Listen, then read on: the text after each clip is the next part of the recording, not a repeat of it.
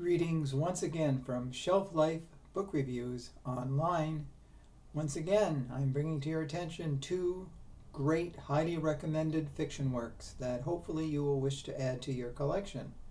The very first one is Not Dark Yet by Peter Robinson. This is published by McClelland and Stewart, and the Canadian retail price is $29.95. Those who are very familiar with Peter Robinson know his Inspector Banks series. It is a long-running series, and Inspector Banks is a most interesting character. In fact, this book represents book 27 of the series. Now, many have said it seems as though the series is winding down, and there are indications in the book that perhaps this Inspector Banks series could be drawing to an end sometime in the future. Now, I say to that, let's keep enjoying Inspector Banks as long as Peter Robinson cares to write about him. In Not Dark Yet, there is a murder that begins the story. A death of a man, Connor Clive Bladen, who is a sort of real estate type person, and he's found dead with his assistant. It's a very ghoulish murder. And one of the reasons could be he is noted for his wild parties featuring young women. And some have been there against their will, some have been abused. So it's possible this could be a revenge killing. In fact, one of the possible suspects, her name is Zelda. Her real name is Nelia Melnick. And she has been a prostitute. She's done things because she's been forced into it against her will. And now she is missing. So the question is the fact that she is missing and two people are dead, are they coincidence or reality? So Inspector Banks is on the case. Now he has his two assistants, Ann Cabot and Jerry Masterson, and they are also investigating the case as well. And as we find out, a foe from Inspector Banks' past has come back and threatens his life. And for a while there, it appears that perhaps Inspector Banks may have investigated his last case, because he is in a very precarious situation, and a certain person, well, let's say Zelda, does not want this to happen. And so it's, I don't want to give away too much of it to spoil the excitement. But in any Inspector Banks book, it is a slower paced book, which is fine. We don't need page to page action.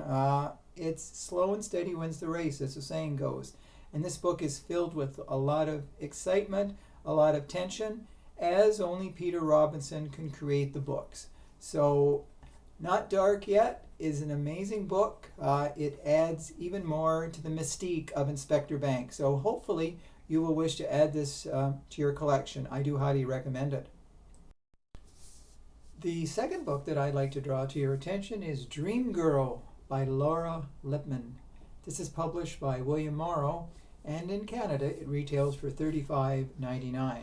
If you're looking for a true psychological book of suspense, Dream Girl is the stuff as great books are made on. And it's a very interesting story. It revolves around a man by the name of Jerry Anderson, who is a novelist. He's hit sort of a dry spell in his writing career. And he had a book many years ago called Dream Girl, which was a famous bestseller. And now his life is sort of spiraling downward. He lives in New York, but he decides to go to Baltimore because his mother is in very poor health. So he goes to take care of her. Unfortunately, she dies. So he stays in Baltimore in a penthouse. But as luck or fate would have it, he has a nasty fall and he is totally incapacitated. He cannot walk, and so he has two people come to help him. He has a personal assistant by the name of Victoria, and a night nurse, Eileen, comes. Now, he doesn't know much about these people, but he trusts them to take care of him. And he's been married 3 times. He hasn't had the best luck with women. He's had a lot of relationships, good and bad. And suddenly a woman comes back. Her name is Margot, and they lived together a while back. They never got married, but she was a part of his life, and she has always been a money grabber. And she comes back when he's at his most weakened state, and she wants him to finance her life now. She needs money. So he basically says, no, goodbye. He gives her a one-way train ticket and tells her to go back home. So she disappears, but then suddenly she's found dead with a letter opener in her eye. And he thinks he killed her. But there is a lot going on with these two women who are his assistant and his night nurse. Now he suddenly starts getting strange phone calls from a woman by the name of Aubrey. And she says she was the inspiration for his book Dream Girl, and now she wants a cut of his fortune because she inspired the book. And that's why it became such a runaway bestseller, because she was part of it. So it's a lot of interesting things happening. Now the question is Jerry just imagining these calls, or is a woman by the name of Aubrey actually calling him? And was he part of the death of Margot? So there's, like I said, it's a very intense psychological type thriller, and we start to wonder what is fantasy and what is reality. Laura Lippman, who has authored many bestsellers, this is a very different sort of book for her. Like, she does do mysteries so well, but the psychological mysteries are even better. So Dream Girl has a lot of, like I said, interesting twists and turns, and you will be turning the pages very frantically, trying to figure out what is happening.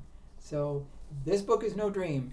It is reality, and it is a great book, so it's another book that you should consider adding to your collection. So those are the two books that I wanted to draw to your attention. Hopefully you will consider them when you go to your bookstore and you're making up your list of what to buy next. So thank you again for watching Shelf Life Book Reviews Online. I welcome your comments, positive, negative, and suggestions for future video reviews. So as always, I say stay safe, stay sane, stay in touch, and do continue to watch us. Thanks for now. Bye-bye.